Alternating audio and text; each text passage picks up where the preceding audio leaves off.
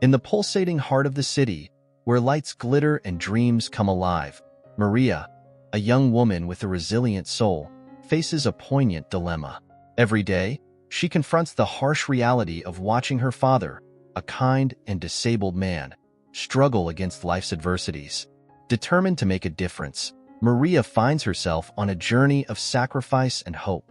She faces the challenge of begging on busy streets not by choice but by necessity to care for the only hero in her life. Maria is a 15-year-old girl who faces the harsh reality of the streets every day. She does this not for fun or by choice, but out of necessity. Her father, Antonio, is gravely ill and cannot work, being confined to bed. Since she was very young, Maria has become accustomed to facing the biting cold and torrential rains to collect some coins. These coins are crucial for buying food for both of them, ensuring they have at least one meal a day. In winter, everything becomes even more challenging for Maria. People seem less willing to help when they are cold and in a bad mood. The streets of Sao Paulo become icy, and the strong wind makes even the best-dressed people uncomfortable. Maria, with her thin, long-sleeved shirt donated by the church near her home, feels the cold penetrating her bones. The shirt, which was large 2 years ago, now fits her small, leaving her arms exposed to the freezing wind. Sometimes, Maria prays at night, hoping that the next day won't bring rain. She knows that if she gets wet, she will likely fall ill, which will make her mission of caring for her father even more difficult. Maria never knew her mother. Rita passed away when Maria was only a year and a half old. Antonio tells stories of how Rita was a kind and loving woman. He also talks about the times when he worked as a painter. Antonio was very good at what he did, and his clients always recommended him for new jobs. At that time, life was easier. The family wasn't rich, but they had enough to live well. There was always food on the table and warm clothes in the closet. But everything changed when Antonio fell ill. Overnight, he fell from the bed and never got up again. The illness left him weak and dependent on constant care. Maria, still a child, saw her life turn upside down. The girl who once played carefree now had the responsibility of caring for her father and herself. When she was young, Maria depended on the charity of neighbors for food. One day, a neighbor would give her bread.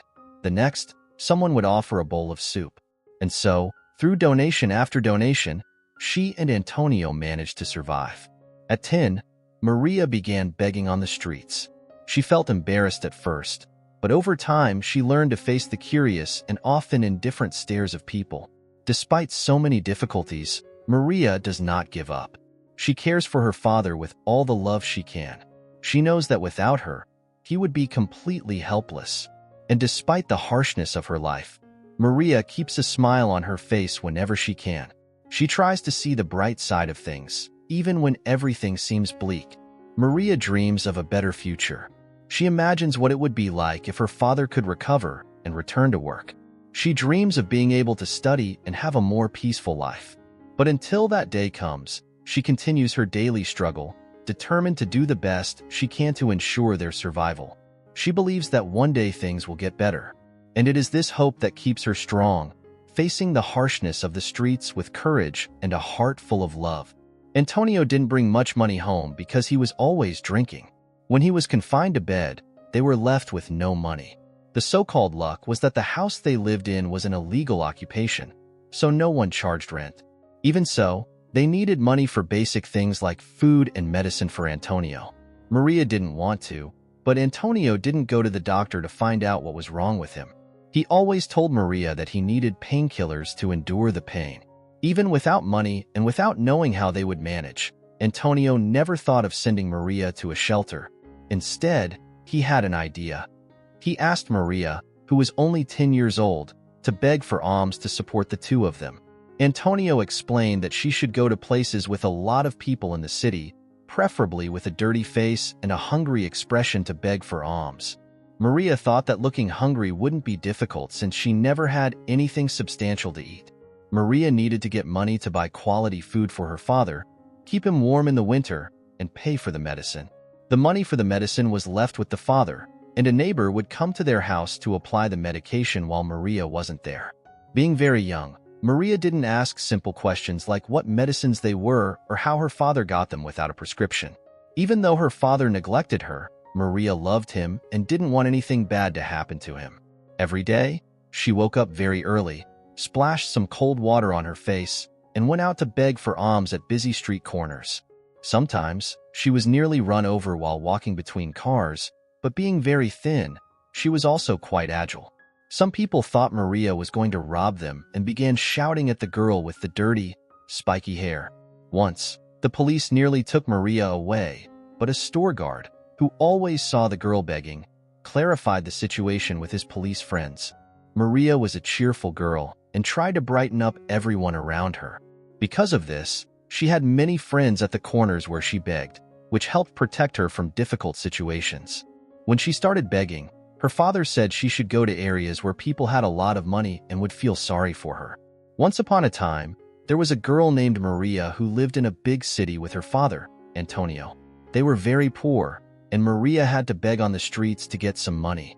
Her father always warned her about where she could and couldn't beg. He had one very clear rule: never beg in front of a fancy hotel on a particular street. One day, curious, Maria asked her father why she couldn't beg in front of that hotel. Antonio, already annoyed, replied that his orders should not be questioned. But even though he was irritated, he explained that there was a lot of police there, and Maria could end up being arrested for disturbing the rich guests. Maria always obeyed her father and never begged in front of that hotel. But over time, it began to be difficult to get good alms at the corners where she used to stay. She started thinking about moving closer to the hotel, as it wasn't too far. Still, she was afraid of being arrested. One day, after being helped by a friend who was a store security guard, Maria asked if he knew the police officers who worked near the hotel. To her surprise, he said yes and that he could help her. He suggested she keep a certain distance from the hotel's entrance so that the staff wouldn't complain about her. The next day, Maria started begging at her new spot near the hotel. She soon discovered that the guests at that hotel were very generous. In a few days, Maria had received more coins than when she was at the other corners. At home, Maria didn't tell her father anything. Antonio was puzzled when his daughter began to bring home more money than usual. He scolded her, wanting to know if she was doing something wrong. To avoid more arguments, Maria lied. She said she had just changed corners and that people at the new place were more generous. While it wasn't entirely a lie, it wasn't exactly the truth either. The days went by, and Maria made the area around the hotel her regular spot to ask for money. With the new money, she could buy better quality food at the market and cook more nutritious meals for her father. Even though she was tired and often cold, Maria made an effort to cook something good for Antonio when she got home. One of the neighbors, who brought medicine for her father, also helped serve the food when Maria was out on the streets asking for money. One day, when the temperature was very low, below freezing, Maria went out to beg for alms as usual. Olivia, a 13-year-old girl, was leaving a hotel on a cold day when she saw a girl on the street shivering from the cold. The girl seemed to be almost the same age as Olivia, which made her feel a strong pain in her heart. Olivia didn't think twice. She took off one of the coats she was wearing and gave it to the girl. The girl, named Maria, was huddled and shivering a lot. She could barely stretch out her hand to ask for a few coins because she was so cold. When Maria saw that Olivia was giving her a fur-lined coat, she couldn't believe it. Before accepting, she asked Olivia if she was sure. Olivia smiled and said yes. Maria was so happy to realize that there were still good people in the world. She worried that Olivia might be punished by her parents for giving away what seemed like an expensive coat. When she mentioned this to Olivia, Olivia laughed and replied that her mother, Alessandra, always encouraged her to be generous. Her father also didn't mind spending money on new coats for her. Suddenly, the two girls were interrupted when Alessandra, Olivia's mother, appeared. She was coming to meet her daughter. When Alessandra saw that Olivia had given the coat to Maria, she looked proudly at her daughter. Alessandra was a very beautiful woman. She seemed like a vision because of her beauty. Alessandra asked Maria if she had eaten anything that day. Embarrassed, Maria confessed that she hadn't eaten anything for a day and a half. There was little soup at home, so she preferred not to eat so her father would have enough to eat well. Maria's stomach rumbled loudly. showing that she was really hungry. Alessandra looked at Maria with both pity and sweetness. She found it outrageous that children lived in such conditions. So, Alessandra offered to buy a snack for Maria and Olivia. The two girls exchanged knowing glances, and Maria accepted. Alessandra asked if Maria had a preference for anything specific. Maria's answer surprised her. Maria said she had always wanted to know what a heart of palm pie tasted like. Alessandra found it curious to get such a specific answer. She remembered that she loved eating heart of palm pies with her younger sister when she was a child. Seeing Alessandra's curiosity, Maria explained that she had never been into a bakery to eat that pastry, but she wanted to know the taste because she had heard that her late mother liked it a lot. Alessandra was deeply moved. She then said she would take Maria and Olivia to the best bakery in the area. When they arrived at the bakery, the clerk smiled and greeted Alessandra and Olivia. Alessandra ordered several heart of palm pies and other treats for Maria. The two girls were radiant. Maria took the first bite of the pie, and her eyes sparkled with joy. She said it was the best thing she had ever eaten. Olivia was happy to see Maria so pleased. Alessandra was also happy to have done a good deed. The three spent the afternoon chatting and laughing, as if they were old friends. Alessandra promised Maria that whenever she needed, she could count on her and Olivia. From that day on, Maria's life changed. Alessandra helped the girl and her father find a better place to live. Maria and Olivia became great friends, inseparable. They learned that a simple act of kindness can change someone's life forever. Alessandra, Olivia, and Maria arrived at the bakery, but the attendant said that Maria couldn't enter. Hungry, Maria was ready to accept the attendant's conditions, even if it meant staying outside and eating far from there. But Alessandra found this unacceptable. Maria is a customer and should be treated well, she said. The attendant argued that Maria's presence might scare away other customers, but Alessandra didn't give up. Maria, in turn, admired how Alessandra fought for her. With a sad smile, she said it was okay, that she was used to it. Maria knew she would never be a pretty girl welcomed in places like Olivia, and she had resigned herself to that. Her fate, she thought, was to be a beggar for the rest of her life, maybe getting a cleaning job someday. But the truth was she would always see herself as a dirty and poorly regarded girl. Alessandra wanted to show Maria that she was wrong. But Maria said she would be very happy to finally try a small pie. She would take the snack and disappear from there. Alessandra realized how important this was to Maria, so she went into the bakery. Meanwhile, Olivia stayed with Maria outside. After a few minutes, Alessandra came out of the bakery with a small bag containing 3 palm heart pies. She handed them to Maria and said she had bought the last 3 pies for her. Maria felt the warmth of the food through the paper, and it was as if her soul was being embraced. It was an indescribable feeling of comfort. Maria took the bag from Alessandra's hand, smiling and thanking her sincerely. This would be a different day from all the others. She wouldn't be hungry for a while. Seeing that the attendant was impatient for her to leave, Maria quickly moved away from the bakery. She thought she could eat peacefully in the square near the hotel. Sitting in the square, Maria decided to eat 1 pie and save the other 2 for her father. The first pie was devoured quickly, with the taste of palm heart surprising Maria. Before she knew it, she was eating the second pie with a bit of guilt. She told herself she would save the third pie for her father, who was lying on a miserable bed, waiting for her at home. But then a thought crossed Maria's mind. What if Antonio, her father, knew she had wasted time begging to accompany a refined lady to a bakery? Would he be angry? Maria was very upset, so she decided it would be better to eat the third pie and get back to work. After finishing the last snack, which was no longer as warm, she walked toward the corner on the other side of the street from the hotel. Many of the guests needed to pass through that intersection and would inevitably pass by her. Maria was always ready to amuse people, so they would give her money. She believed she couldn't earn money without doing something to deserve it. She tried to entertain those who passed by. Usually, foreigners leaving that hotel would laugh and give her coins. Often, Maria exchanged the coins at a currency exchange office. She never knew if she was being cheated, but she needed to exchange foreign money for reis to buy food and pay for her father's medication. However, what Maria didn't expect was to see a rather curious scene across the street.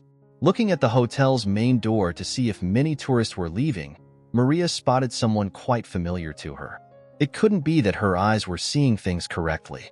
She saw a man who looked just like her father, except that he was walking without any problems, while Antonio, her father, was either, at least Maria thought, confined to a bed. Maria continued to stare at the hotel door without blinking, unable to believe it. It was incredible how that man resembled her father. But what would her father be doing standing and wearing a fairly decent suit entering the hotel? The girl started laughing to herself and thought that it must have been a hallucination caused by eating 3 hot pies all at once.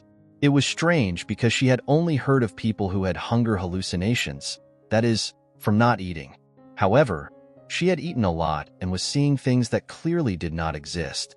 Certain that she hadn't seen what she thought she had, Maria continued to beg throughout the afternoon. The man who looked like her father had not left the hotel. This led her to conclude that it was indeed a hallucination. By the end of the day, Maria had received a warm coat, met some very nice people, eaten palm heart pie for the first time, and earned a reasonable amount of money to buy food for her father. This was good because she didn't feel so guilty for having eaten the 3 pies. However, she knew that if she took the savory pastries to her father, he would complain about the time lost, and also because it was something that reminded him of Rita, her mother. Tired but happy, Maria returned home and found her father lying in bed, just as she had left him when she went out. Looking at Antonio, Maria smiled, relieved to see that everything was normal. She sat by her father's bed and told him about her day. She talked about the nice people she met, the warm coat she received, and the palm heart pie she tried. Antonio listened attentively, though he couldn't hide the sadness in his eyes. He knew how hard Maria worked to take care of him, and even while bedridden, he tried to show as much gratitude as he could. Maria, despite her tiredness, felt good about having earned money to buy food and medicine. She knew that the next day she would be back at the hotel corner, trying to entertain tourists and earn some coins. And although she had had a strange vision that day, she decided not to worry about it anymore. After all, life was complicated enough without worrying about hallucinations. With a smile on her face, Maria kissed her father and went to bed, knowing that the next day would bring new challenges and, perhaps, new joys. She fell asleep quickly, dreaming of a future where she wouldn't have to beg anymore, where her father would be healthy, and they could live a peaceful and happy life. And so, another day passed in Maria's life, a girl full of hope and determination, ready to face whatever came her way. Once upon a time, there was a man named Antonio who lived with his daughter Maria. Antonio had an illness that made him very irritable, and sometimes he took his frustration out on Maria. One night, Maria came home with a beautiful coat, which made Antonio furious. "Where did you get this?" he shouted, his face turning red with anger. Maria, with tears in her eyes, timidly explained that a woman was donating clothes to the church and, upon seeing her, gave her the coat. But she didn't tell the whole story because she knew her father would be even angrier if he knew that Olivia and Alessandra, 2 wealthy women, had given her the coat. Antonio, still very angry, took the coat and examined it closely. "This is rich people's clothing," he said with a stern look. "You should sell this coat to get money." Maria, trying to control her tears, responded that she couldn't sell the coat because it was a gift from that kind lady. Then, in a fit of rage, Antonio slapped Maria hard across the face. She felt a deep pain, not only from the slap, but also from the sadness of being treated this way by her own father. With tears streaming down her face, she said that her father was right and that she would find a way to sell the coat the next day. That night, Maria, still with a sore face, timidly asked if she could sleep with the coat because it was very cold and she feared getting sick. Antonio, with a sarcastic tone, replied that begging wasn't a regular job and that she couldn't use illness as an excuse to avoid working. Even though she was scared, Maria said she knew she needed to go out to work, sick or not, but she would like to sleep with the coat that night to keep warm. Antonio, thinking himself generous, agreed. "All right, since I'm such a good father, I'll let you sleep with the coat for one night," he said disdainfully. Maria, relieved, smiled at her father, trying to forget the abuse she had suffered. She ran to the kitchen to prepare a soup with the fresh vegetables she had bought at the market. She gave the rest of the money to her father so he could buy his medicine the next day. When Antonio realized dinner would be soup again, he commented dejectedly, but Maria, trying to lighten the mood, said she was doing her best with the little they had. She knew the situation was tough, but tried to keep hope and kindness in her heart despite the difficulties she faced with her father. Maria wished she could prepare more tasty dishes for her father, but with the little money they had, it was difficult. Moreover, most of what was left went to buying his medicine. One day, while making a simple soup, Maria started to cough a lot. She even had to tie a cloth around her face to continue cooking. Her father, Antonio, was there, watching the girl cough incessantly. He wondered if she would be able to get up the next day to beg.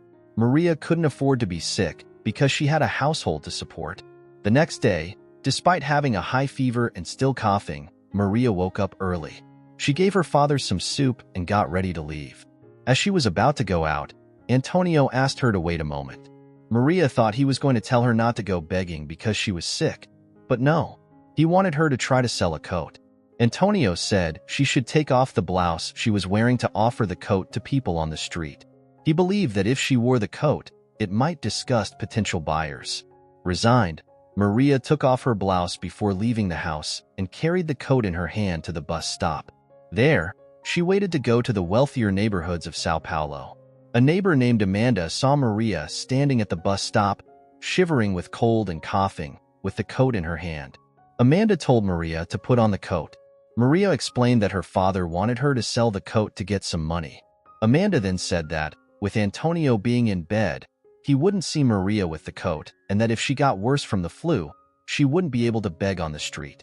Maria agreed that it was very cold and that she was sick, but she said she wouldn't lie to her father. Even with all his flaws, Antonio had never lied to her. Amanda laughed and remarked that Maria was the most innocent person she knew. The bus arrived, and Maria went to her place of work. She stood in her usual corner and managed to get good contributions from passers-by. At the same time as the day before, Maria saw a man who looked a lot like her father entering a hotel. Confused, she thought she might be having a hallucination due to the high fever. The day went by, and Maria continued to worry about what she had seen.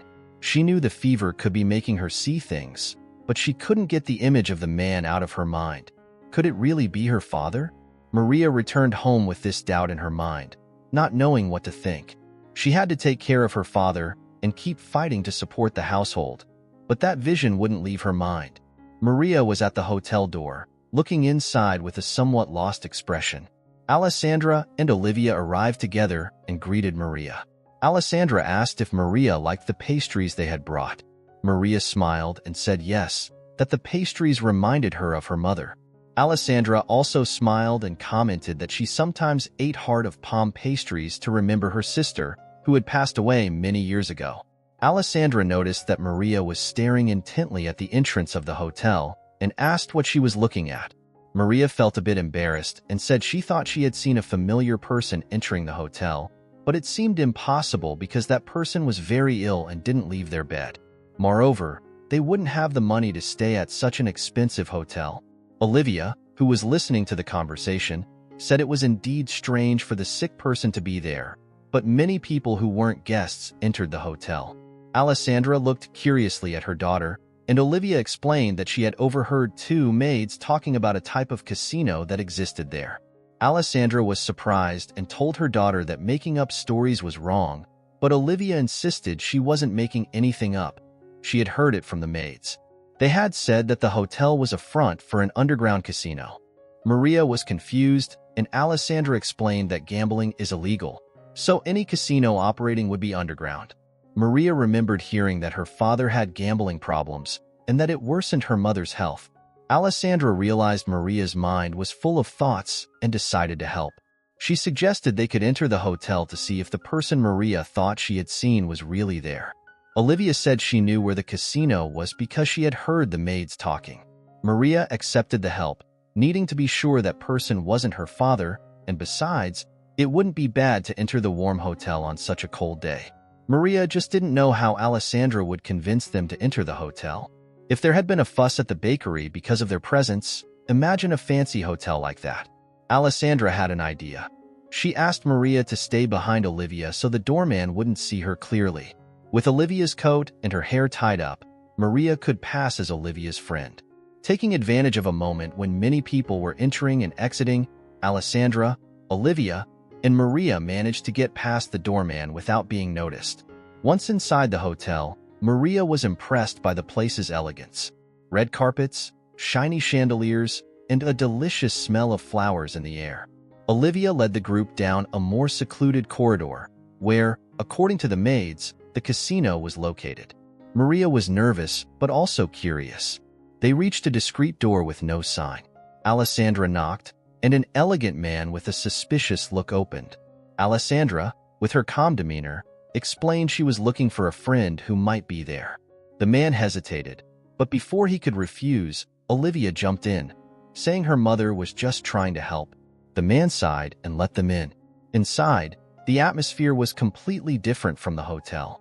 It was dark, smoky, and noisy with slot machines. People were gambling at tables and slot machines. Maria looked at everything with wide eyes.